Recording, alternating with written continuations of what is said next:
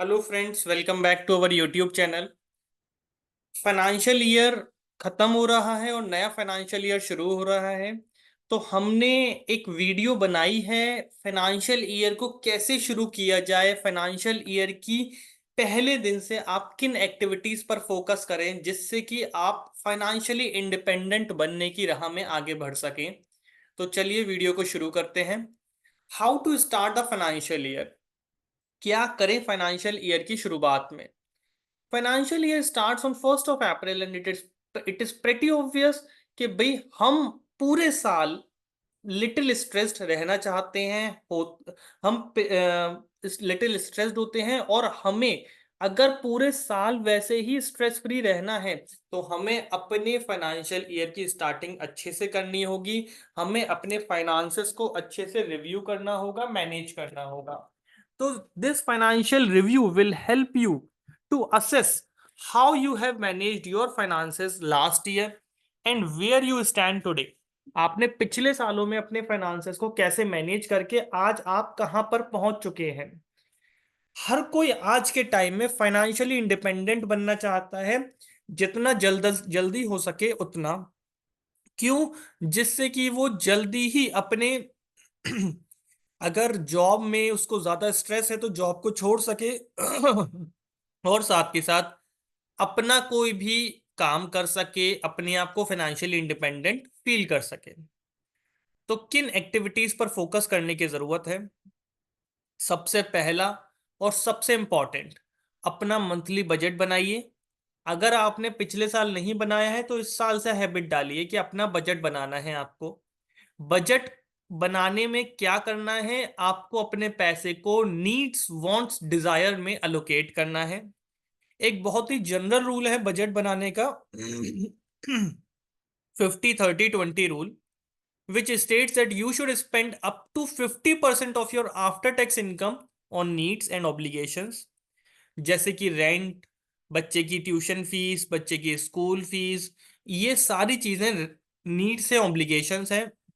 उसके बाद जो बाकी 50% बच जाता है उसको, उसके 30% यानी कि उस 50% में से 30% वांट पर और 20% डेट रीपेमेंट पर, सेविंग्स पर खर्च कीजिए। Start investing. अगर आप इन्वेस्ट नहीं कर रहे हैं तो इन्वेस्ट करना शुरू कीजिए।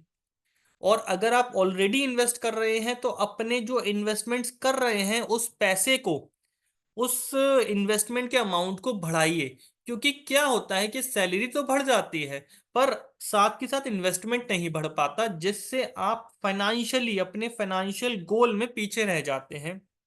कहां पर आप इन्वेस्ट कर सकते हैं?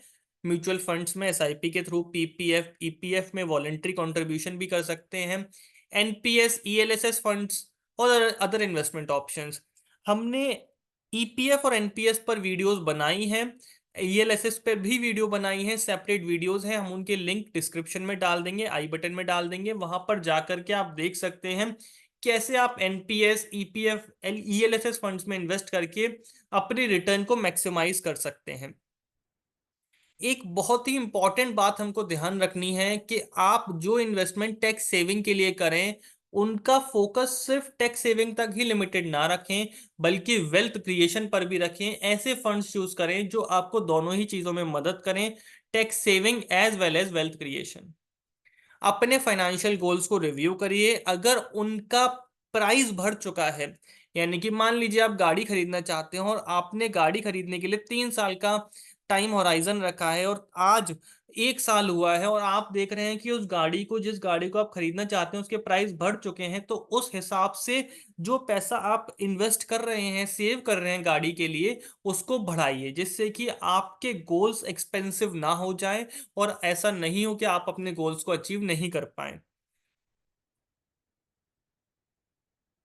रिव्यू योर इंश्योरेंस नीड्स, ये एक बहुत ही जरूरी चीज है। आपकी अगर कोई भी एडिशनल रिस्पॉन्सिबिलिटीज आपके ऊपर आई हैं, लाइफ इवेंट्स आए हुए हैं, मैरिज हो गई है, आप पेरेंट बन गए हैं, तो आपकी रिस्पॉन्सिबिलिटीज बढ़ जाती हैं। उस केस में आपको दोनों ही चीज, अपना लाइफ इंश्योरेंस, वो टर्म प्लान भी हो सकता है, नॉर्मल लाइफ इंश्योरेंस भी हो सकता है, और हेल्थ इंश्योरेंस, दोनों रिव्यू करने की जरूरत है। अगर आपने नहीं लिए तो ले लीजिए, ले रखे हैं तो उनके अमाउंट को, उनके कवर को रिव्यू करिए, देखिए कि क्या जो कवर आपने ले रखा है वो सफिशिएंट है या नहीं। हेल्थ इंश्योरेंस में आपको अपने अगर शादी हुई है तो पार्टनर को, बच्चा हुआ है तो बच्चे को, सबको कवर करा लेना चाहिए टाइमली। अपने पोर्टफोलियो को रिव्यू करिए।